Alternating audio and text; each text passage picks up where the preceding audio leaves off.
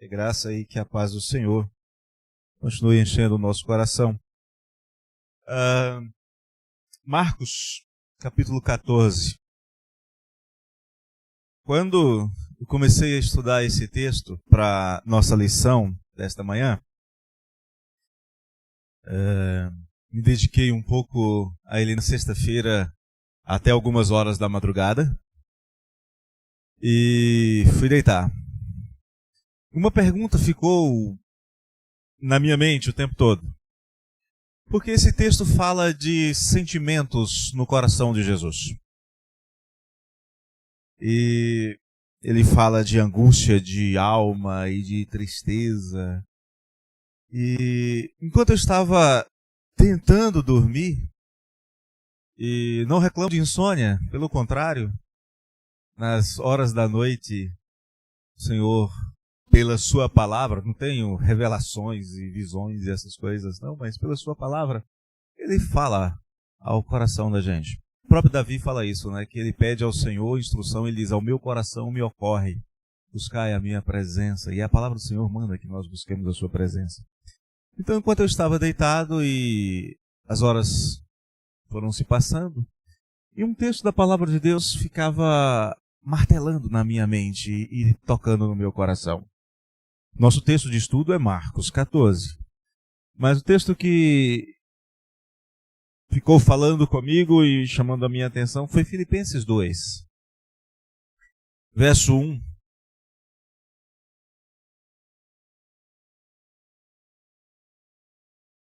Se há, pois, alguma exortação em Cristo, alguma consolação de amor, alguma comunhão do Espírito, se há entranhados afetos e misericórdias, completai a minha alegria, de modo que penseis a mesma coisa, tenhais o mesmo amor, sejais unidos de alma, tendo o mesmo sentimento.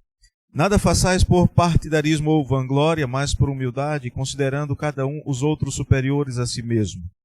Não tenha cada um em vista o que é propriamente seu, senão também cada qual o que é dos outros. E a partir daqui veio o incômodo santo. Tende em vós o mesmo sentimento que houve também em Cristo Jesus?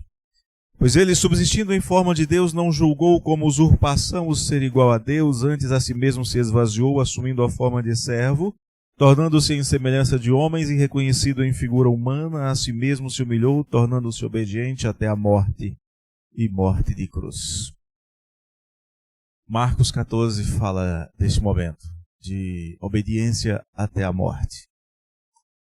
Pai querido, nós louvamos ao Senhor mais uma vez nesta manhã, agradecemos o privilégio que temos de falar contigo em oração, de termos acesso à sua bendita palavra, que é boa, que é eficaz, que é poderosa, que é edificante, que é desafiadora, que corrige, que exorta.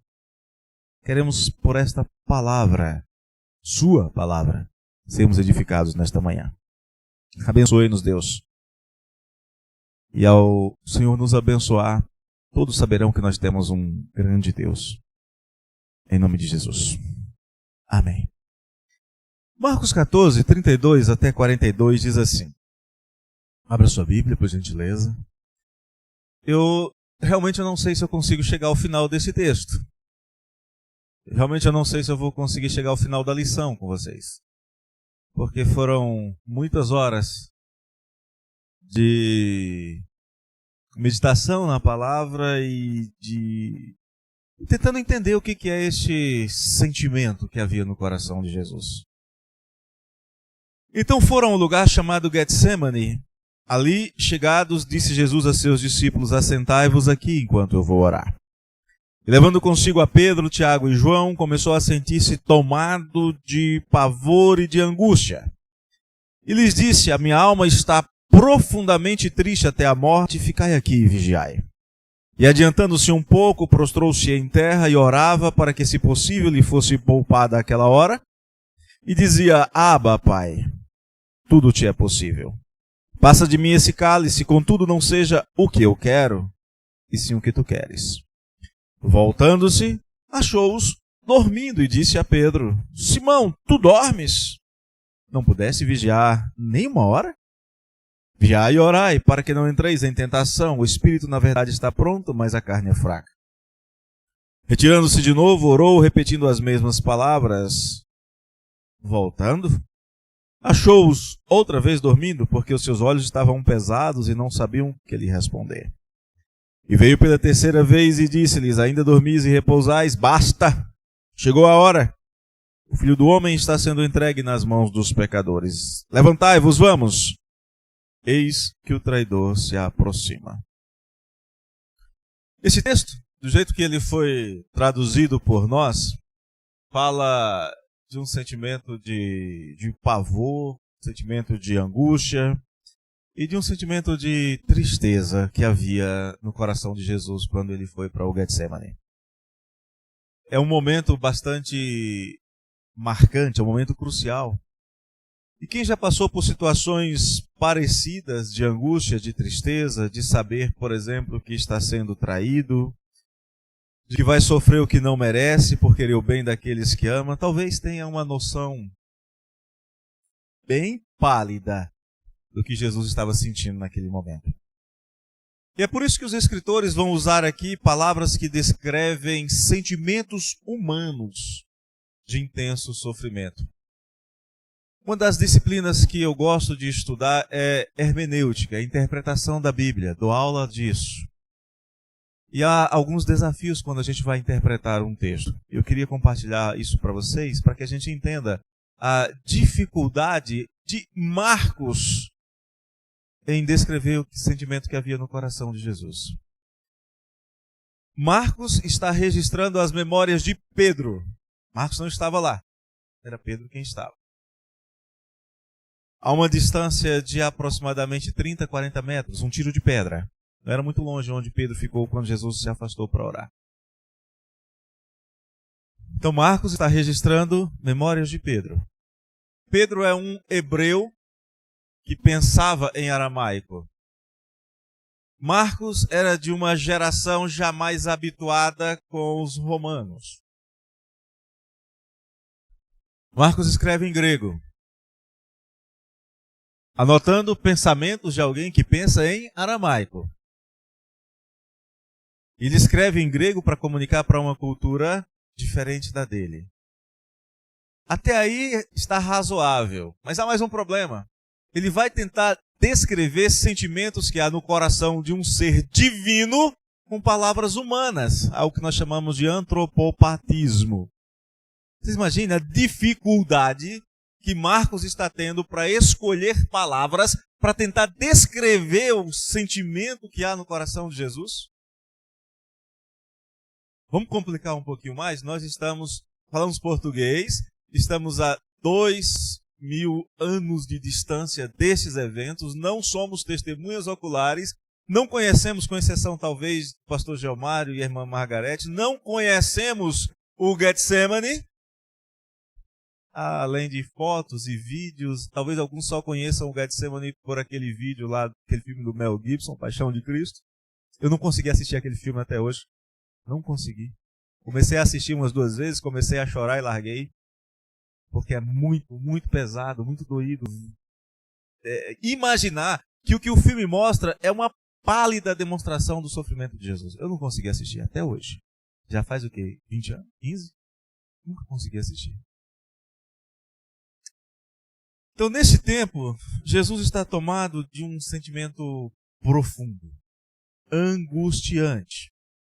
Ele tem diante de si, dali a momentos, a traição, a prisão, o julgamento indigno, é o justo sendo julgado por injustos em lugar de injustos, um tratamento desrespeitoso, cospem nele, batem nele, tudo isso está diante dele. E, como se tudo isso não bastasse, a condenação, a cruz. Esse é o quadro. Você se alegra quando está indo para algum lugar e vê as luzes da cidade chegando. Jesus estava ali olhando na sua frente e ele via a cruz. Esse é o quadro. E o que ele faz? Se dedica à oração. O relato da agonia do Senhor Jesus no Getsemane é uma das passagens, para mim, mais profundas, mais misteriosas. E talvez, humanamente falando, não que eu não entenda o que está acontecendo, mas em termos de me aprofundar para me apropriar do que está acontecendo ali, é mais incompreensíveis. Porque trata do sentimento que havia no coração de Jesus. Coisas que até hoje os teólogos experientes, conhecedores, nenhum deles conseguiu explicar satisfatoriamente o sentimento que havia no coração de Jesus. Como explicar que o Senhor da vida, que o Todo-Poderoso, que o Pai da eternidade, como explicar que ele diga, eu estou numa angústia mortal em minha alma? Você sabe o que é angústia? Já passei por momentos de profunda angústia. Filho doente, perda de filho, ou pelo menos de um processo de gestação, passamos 2 vezes. É angustiante. Deixei a esposa no hospital para ir cuidar da filha pequena em casa. E enquanto passava do hospital para casa, olhava e via uma multidão pulando o carnaval. E eu, angustiado de alma, dizia, Senhor, como pode? Eu, teu servo aqui sofrendo, aquele monte de gente que não liga para o Senhor está sorrindo, feliz. Isso causava extrema angústia. Como explicar isso? A expressão que nós temos traduzido aí na sua Bíblia como tomado de pavor é um verbo que tem no seu sentido original ficar aterrorizado. Marcos usa este verbo lá em 9:15 com o sentido de ficar assombrado. O grego ele tem uns negócios de acrescentar letras antes e letras depois que modifica um pouco o sentido dos verbos. Em Marcos 16, ao invés de assombrado, o sentido é de espantado. E aqui, o sentido é de tomado de uma tristeza intensa. Jesus aqui, Marcos está dizendo que o coração de Jesus foi inundado, para usar a palavra do dia, foi inundado por uma tristeza intensa. E na sequência fala que estava tomado de angústia, que é um outro verbo para se referir a uma emoção profunda. Somados os 2 verbos aqui neste texto, podem ser traduzidos como Jesus estava abissalmente entristecido. Conseguem entender o que é isso? Não há uma expressão adequada para dizer o que significava essa tristeza profunda, abissal que tomava o coração do nosso Senhor. Jesus estava com a sua alma apertada, tomada de um sentimento de tristeza intensa e angústia. Ele se afasta então dos seus discípulos para orar. Esse hábito de Jesus de deixar os discípulos em um determinado lugar e se afastar para orar não era nada novo. Ele já havia feito isso mais de uma vez. Os discípulos não estranham aquela ação naquele momento. Ainda mais que ele não foi longe. Ele estava, no máximo, como daqui do outro lado da rua, 30, 40 metros de distância. Tiro de pedra. Você pegar uma pedra com a mão e atirar. Não é muito longe. Lucas diz isso no capítulo 22, verso 41. Ele, por sua vez, se afastou cerca de um tiro de pedra e de joelhos orava. Na sua oração, ele pede ao Pai que, se possível, aquela hora lhe fosse poupada. O que essa oração significava, gente? Você acha que Jesus estava com vontade de desistir? O que vocês acham? Jesus queria desistir? Será? Você estava pensando não vale a pena. Por que eu vou morrer mesmo? Olha só essa turma. Olha só esse povo. Eu vou morrer por Pedro que vai me negar daqui a pouco. Eu vou morrer por Nostrôncio, Pafúncio, que vão considerar os seus próprios interesses antes do meu reino? Era isso que ele estava pensando em desistir? Ele estava com medo do sofrimento, será? Dos maus tratos, do desprezo, do descaso? Como conciliar esta oração feita por Jesus com a certeza que ele próprio tinha de que veio justamente para aquele momento específico? E ele fala isso, não é muito tempo antes para ter dito, olha, eu vim para fazer isso, mas agora eu estou meio que mudando. Ele fala depois disso. Depois dessa oração, ele fala diante de Pôncio Pilatos. Eu para isso nasci e para isso vim ao mundo. Ele fala que veio para dar a sua vida em resgate de pecadores.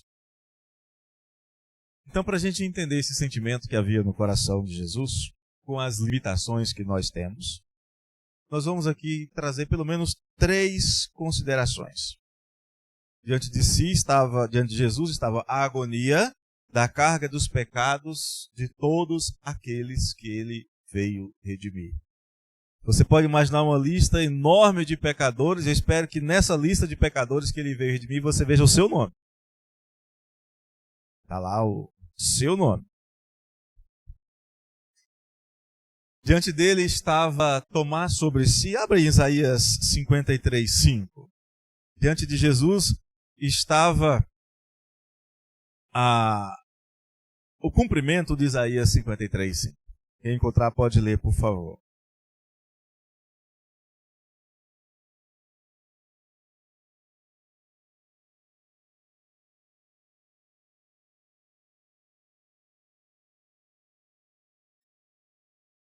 No verso 34, aliás, quando Jesus diz, a minha alma está profundamente triste até a morte, o significado é, a minha alma está como tomada de uma enfermidade. Estava ruim a coisa. E realmente estava sofrendo muito. Vamos pensar em 3 coisas aqui. A primeira, quão profunda foi a tristeza do Senhor, sabendo que aqueles que ele havia criado, todas as coisas foram feitas por intermédio dele, sem ele nada do que foi feito se fez, inclusive eu e você. Quão profunda era a tristeza do Senhor, sabendo que aqueles que ele havia criado em perfeição mereciam uma terrível sentença condenatória. Imagine a tristeza do Senhor sabendo que aqueles que foram criados à sua imagem e semelhança permaneceriam irredutíveis em seus pecados e multidões marchariam animadamente para o inferno. Aliás, Pedro que estava lá, vai dizer que essa marcha da humanidade para o inferno é quase que uma competição, quase que uma Olimpíada, quase que uma maratona. Abra sua Bíblia em 1 de Pedro 4, 3 e 4. Até o verso 5 eu vou ler, os irmãos acompanham. Você vê o povo por quem Jesus estava ali angustiado, por causa de quem ele estava ali sofrendo aquela angústia. Na verdade, está aí numa maratona, disputando uma prova para ver quem chega em primeiro lugar no pódio da iniquidade. 1 de Pedro 4. Porque basta o tempo decorrido para terdes executado a vontade dos gentios, tendo andado em dissoluções, concupiscências, borracheiras, orgias, bebedices e em detestáveis idolatrias. Por isso, difamando-vos, estranham que, olha a expressão que ele usa, não concorrais com ele ao mesmo excesso de devassidão, os quais hão de prestar contas àquele que é competente para julgar vivos e mortos. Pedro está dizendo que os ímpios estão concorrendo para ver quem se excede na devassidão. Verso número 4, 1 de Pedro 4:4. Há uma competição e o Senhor Jesus, naquele momento, sabe que a cruz o espera por causa disso. Como não ficar entristecido, angustiado? Pense nisso. Se não fosse o seu pecado, Jesus não precisava. O seu, o meu, Jesus não precisaria ter experimentado aquela tristeza e aquela angústia no Getsemane e na cruz. Por causa do seu pecado. Antes de falar isso para vocês, eu já falei para mim umas dezenas de vezes no espelho. Tá bom? Eu sei que eu estou incluído nessa lista aqui. Aquela hora que era angustiante não era desejável, mas era necessária. É necessária porque ele sabia que esta era a vontade do Pai. E ele próprio disse que a vontade do Pai era a sua vontade. Não há diferença entre a vontade de Jesus e a vontade do Pai. Em João 6,38 ele diz, olha, eu desci do céu não para fazer a minha própria vontade, sim a vontade daquele que me enviou. A vontade de Jesus era a mesma vontade do Pai. Então, queridos, não foi o temor dos sofrimentos físicos, não foi o temor dos maus tratos, não foi nem mesmo a própria morte que angustiou Jesus. Porque ele próprio deu a sua vida. Ninguém tomou dele. E ele sabia que também poderia retomá-la, como efetivamente fez.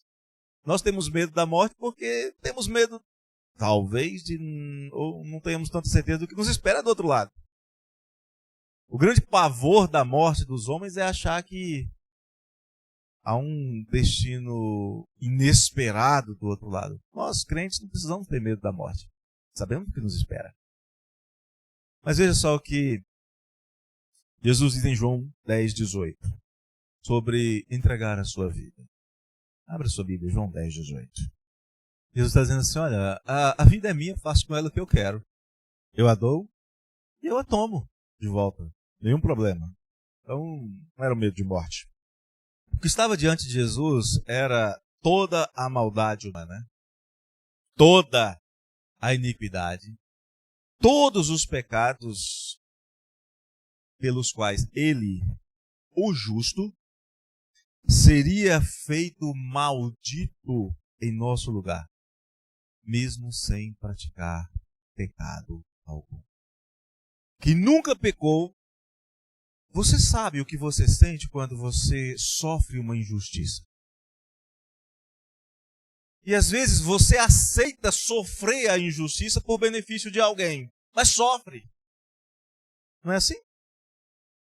Você nunca tomou o lugar de alguém para que essa pessoa não sofresse, assumiu a responsabilidade, dizendo, deixa comigo, vou livrar você dessa, talvez por um filho, talvez pela esposa, pelo esposo, pelo pai, pela mãe. Mas você sofre assim mesmo. Não é justo. Agora imagine de toda a humanidade.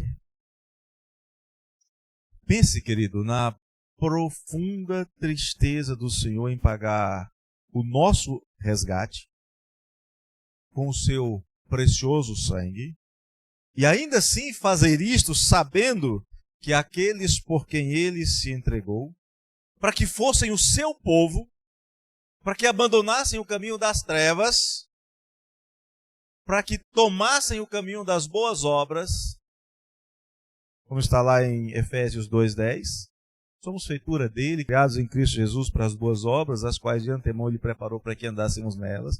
Pense nele entregando a sua vida na cruz, sabendo que esses por quem ele morreu, para que andassem no caminho de boas obras, abandonariam o caminho das boas obras.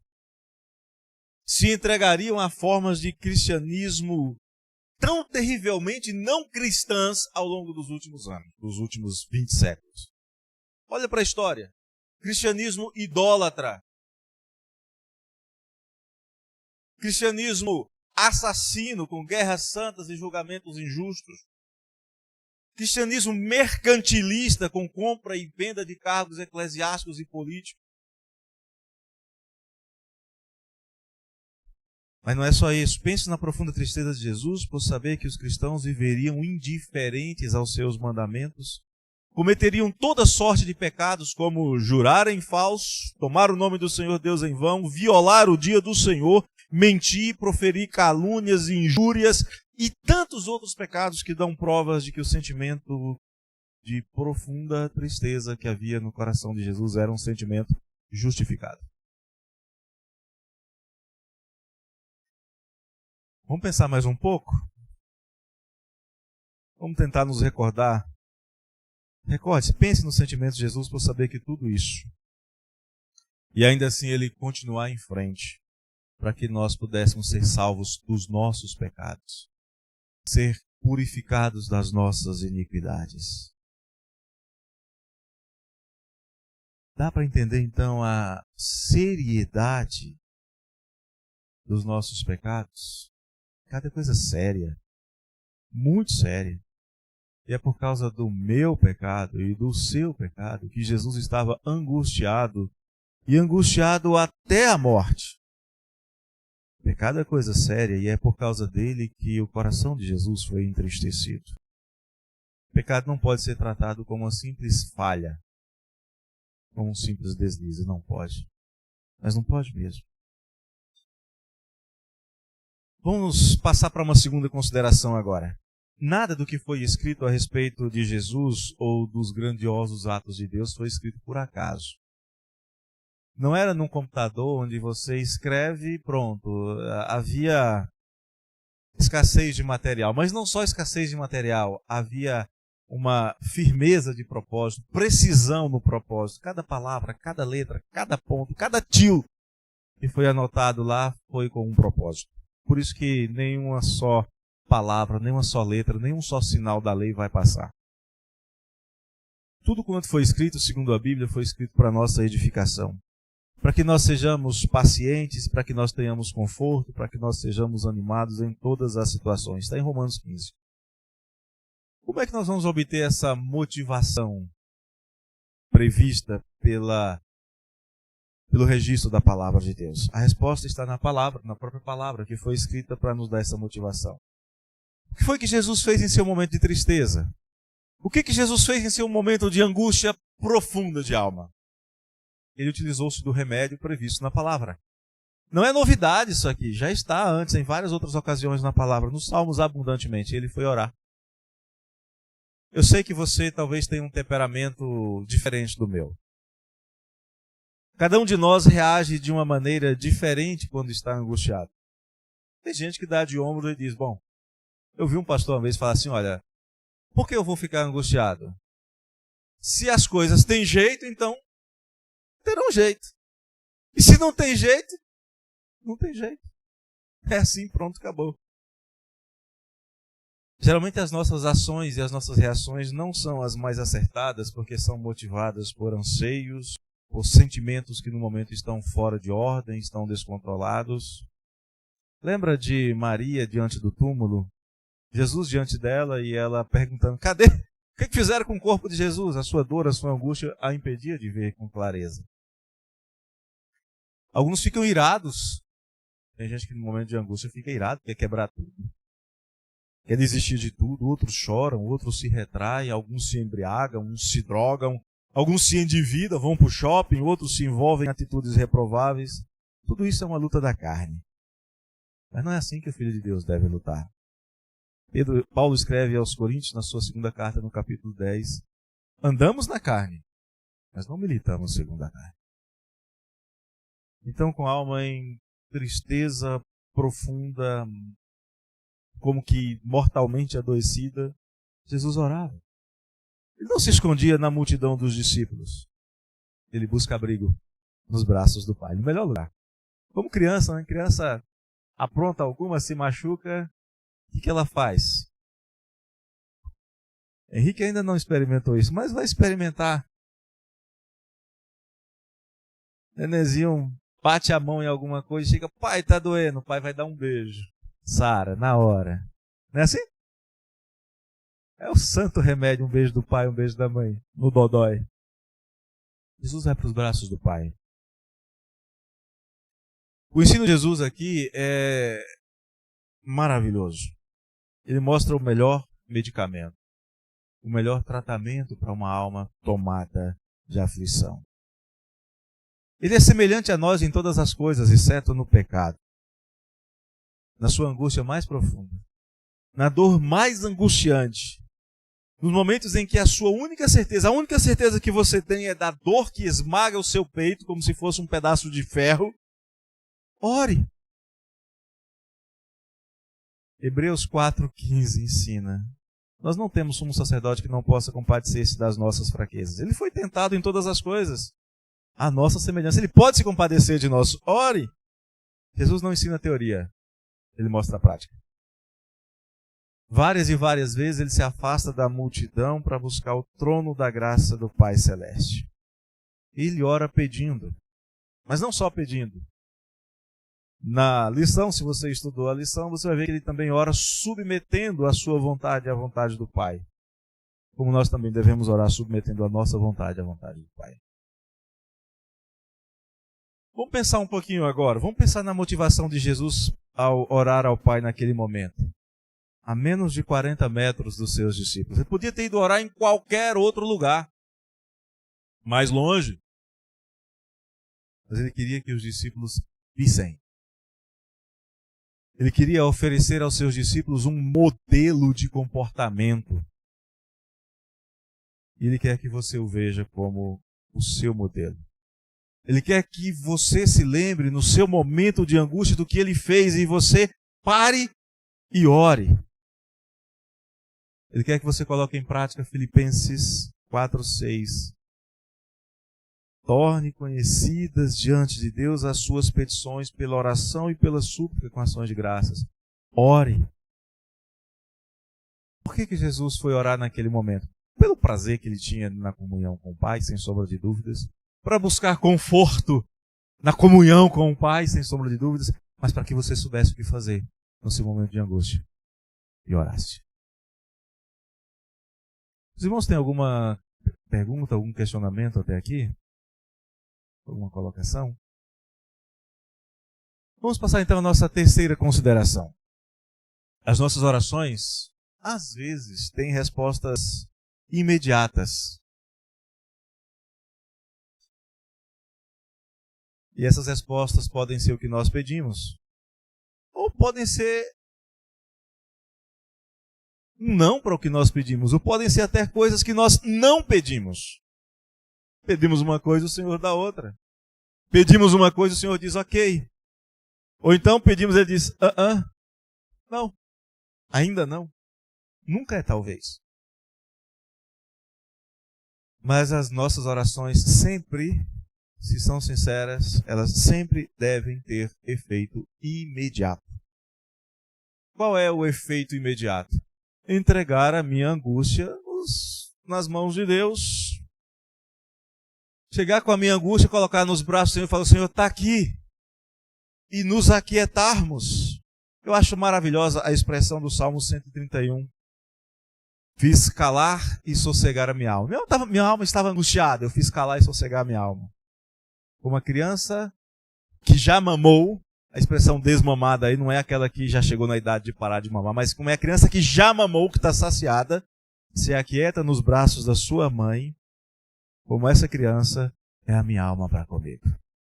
Sabe a criança quando está chorando lá, você pega, mamãe sabe disso, dá de mamar, depois que dá de mamar, coloca ali no ombro e a criança faz aquele barulhinho gostoso, e você então coloca, e ela então relaxa. Você coloca ela ali nos seus braços e pode desabar o mundo. Ela não está nem aí. É isso que o salmista está falando. Jesus mostra aqui para a gente que a cura para a angústia e para a tristeza que pode tomar conta da nossa alma quando a gente está em momentos difíceis. E vai doer. Quando você chegar diante de Deus e disser, Pai, está doendo. Está doendo muito. Mas se você submete a sua vontade à vontade do Pai, essa angústia vai ser mitigada. Quer ver um exemplo? Apóstolo Paulo. Depois de ter visões celestiais, Paulo se sentia profundamente incomodado com uma enfermidade, por um incômodo que os teólogos tentam definir o que é, mas que Paulo chama simplesmente de espinho na carne e mensageiro de Satanás. Não sei o que era o espinho na carne, não sei o que significava a expressão no que Paulo estava vivendo, mensageiro de Satanás, mas ele disse que foi dado para esbofeteá-lo para que ele não se ensoberbecesse. Mas isso estava incomodando Paulo. Deixava ele angustiado. É claro que muito menos angustiado do que o sentimento de Jesus no Getsemane. E Paulo então imita o que aprendeu de Jesus. O que Jesus fez quando estava angustiado? Orou. O que Paulo fez? 1 Coríntios 11. Diz que ele era imitador de Jesus. Ele orou. Ele orava e pedia a Deus para tirar dele o espinho. É interessante que parece muito com a oração de Jesus para fazer passar o cálice. Senhor, tira isso daqui que está me incomodando. E a resposta de Deus para Paulo foi: Paulo, você já tem algo que é maior do que isso, que vai te fazer suportar isso. A minha graça te basta. Submissão mais perfeita à vontade de Deus do que essa de Paulo, só de Jesus. Diante dos horrores do que o incomodava, Paulo diz: ok, já que a sua graça me basta, de boa vontade me gloriarei nas fraquezas, para que sobre mim repouse o poder de Cristo. Tá bom, Senhor. Eu vou conviver com esse espinho na carne, mas só porque o Senhor diz para eu fazer isso, só porque a sua graça vai me sustentar. Diante dos horrores que significava ao santo Jesus enfrentar punição de pecados que não cometeu, o justo ser punido pela injustiça praticada por outras pessoas, lá no Salmo 40 diz assim, e é um salmo messiânico: agrada-me fazer a tua vontade, ó Deus meu, dentro do meu coração está a sua lei. É a vontade de Deus? É. Então me agrada fazer a vontade de Deus. Paulo, Jesus, eu, você, precisamos aprender. Jesus sabia. Nós precisamos aprender a submeter a nossa vontade à vontade de Deus, a aceitar pacientemente o que Deus dá, a nos agradarmos no que agrada a Deus, a desejarmos o que Deus aprova, a preferir a dor, se esta for a preferência de Deus, a agradecer as boas dádivas que o Senhor se agradar nos dá, mas sempre, sempre submetendo a nossa vontade ao que Deus ordena. E não, nem mesmo buscar conhecer ou praticar outra vontade que não seja a vontade de Deus, porque o nome disso é pecado.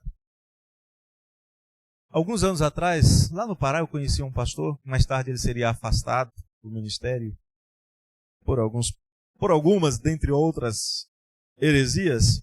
Ele disse que Deus lhe havia revelado que as pessoas que ele conhecia só eram convertidas 10% no seu coração. Eu não sei de onde ele conseguiu essa matemática, mas tudo essa régua. Eu acho isso uma tolice, uma bobagem. Mais tarde ele foi afastado do ministério por várias outras heresias. Mas, não dou razão para ele não, mas, e se a nossa conversão fosse mensurável, tendo como padrão uma medida baseada na nossa submissão à vontade de Deus?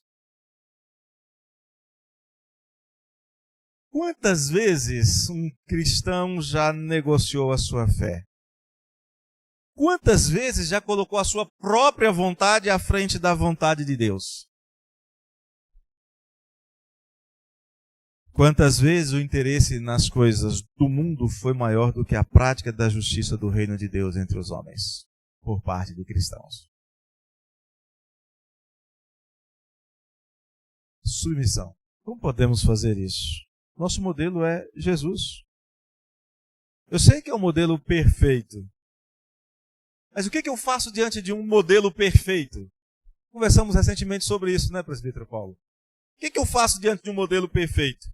Eu olho e digo: está longe? Eu não consigo? Eu vou desistir? Não.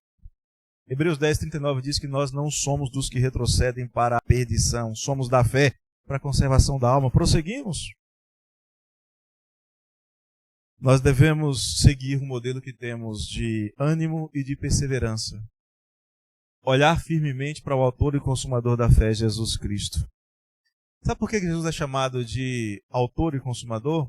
Porque a fé vem por meio dele e ele garante que a boa obra que ele começou vai terminar. Ele começa, ele termina. Filipenses capítulo 1, verso 6.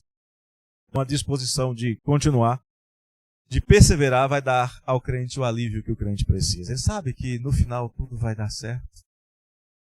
Ele sabe que a vontade de Deus é boa, perfeita e agradável. Ele sabe que o Deus que começou a boa obra completa. Ele sabe dessas coisas. Tiago, de maneira muito simples, diz assim: está com problema? Está angustiado? Está aflito? Está com vontade de desistir? Ore. Vai se colocar diante de Deus e ore. E Jesus fez isso 3 vezes. No verso 19 é dito que os discípulos de Jesus, quando ele falou o que ia acontecer, eles começaram a entristecer-se. A sua tristeza, a sua angústia, nós não sabemos quanto tempo Jesus demorou orando. Eles foram se abatendo e dormiram. Aqui diz que os olhos deles estavam pesados. Eles não conseguem ainda fazer o que era necessário que eles fizessem. Mas Jesus dá o exemplo. Nossa lição diz, ele recorre a Deus como quem recorre a um pai amoroso. Ele não está indo a um juiz de coração duro. Ele não está indo pedir favor a um político. Ele não está indo pedir proteção policial. Ele recorre a Deus como quem recorre a um pai amoroso. Marcos gosta muito de usar a expressão Abba, que é pai, mas usado só na intimidade. Os judeus chamavam Jesus de Avino, nosso pai. Jesus chama de pai. Vou dar um exemplo de o que isso significa. Todos os meus primos chamavam o meu avô de pai velho. Todos. Eu chamava de painho. Eu era o único neto dele que saía de casa 2 horas da tarde, ia para a casa dele e ficava até as 4 horas sentado aos pés dele, conversando com ele, todos os dias, de segunda a sexta. O pastor Gilmar já ouviu me falar muitas vezes do que eu aprendi com meu avô, o velho João José Félix. Só eu chamava ele de painho. Só eu. De todos os netos. E são uns 30. Só eu. Sabe por quê? Intimidade. Eu era o único que sentava no colo dele, de todos os netos. Intimidade. Jesus chama Deus de Abba, porque ele sabe que o seu pai é um pai amoroso. Uma outra coisa interessante é que Jesus recorre à oração e vai ficar diante de Deus com uma certeza, uma fé firme e confiante. Ele sabe que o pai vai atendê-lo. Lembra que eu falei que a nossa submissão deve ser de querer a dor, se a dor for a vontade de Deus? Jesus não queria desistir. Ele disse, está doendo. Muito. A angústia é grande. Mas eu para isso nasci, para isso vim ao mundo. Para dar a minha vida, para resgatar pecadores. Para fazer a sua vontade, Pai. Ele está buscando ali, não é um... Ok, filho, você não precisa fazer essa prova, não. Ele está buscando ali a certeza de que o Pai não o abandonará. Ele está ali na certeza de que o Pai estará com ele, inclusive quando ele estiver na cruz, quando os pecados forem derramados, a ira sobre o pecado for derramada sobre ele, ele vai dizer, Pai, eu me sinto em grande desamparo. Mas ainda é o Pai, e ele ainda diz logo depois, nas tuas mãos entrego o meu espírito. Ele não perde jamais a confiança neste Pai amoroso. E terceiro, ele recorre ao Pai na sua oração, ele vai conversar com Deus, sabendo que Deus mostra claramente a sua vontade. A vontade de Deus é perfeita. Ele chama os discípulos e nos ensina a vigiarmos, a orarmos, a enfrentarmos as tentações, a tomar cuidado com a influência da carne sobre as nossas vidas. Mas nós vamos conhecer a vontade de Deus, queridos. E ela é boa. Ela é perfeita. E ela agrada os nossos corações. quando eu leio um texto como esse e lembro, estou caminhando para a conclusão, e lembro de irmãos do século I que foram jogados em calabouços, em patíbulos, em arenas para sofrerem o martírio. Eu fico imaginando esses irmãos perguntando em que a vontade de Deus é boa, perfeita e agradável. E eles sabiam que havia algo melhor reservado para ele. Um dos reformadores, ou um dos pré-reformadores, Jerônimo de Praga, se não me falha a memória, se eu estiver errado, vocês depois tirem a dúvida com o pastor Gilmário, quando ele estava sendo levado para a fogueira, sabe o que ele dizia lá no patíbulo? Se tornou uma canção, inclusive, ele dizia: Kyrie eleison, Senhor, tende piedade de nós. Ele não estava preocupado com a dor da fogueira, com a injustiça que estava. Ele queria experimentar na sua vida, mesmo no último momento, a misericórdia de Deus. É Jerônimo mesmo, né, pastor? Você vai passar por momentos de angústia. Vai, como eu passei, e às vezes passo, e olho para frente e sei que ainda tem algumas coisas angustiantes para passar. Eu sei qual é o meu temperamento. Eu somatizo, eu sinto dor. Talvez você não. Mas o ensino da palavra de Deus é: recorra a Deus em oração. Submeta a sua vontade à vontade de Deus. Não duvide que Deus está cuidando de você. E não retroceda, porque nós não somos dos que retrocedem para a perdição. Mas nós prosseguimos firmemente, olhando para o autor e consumador da fé, o nosso Senhor Jesus.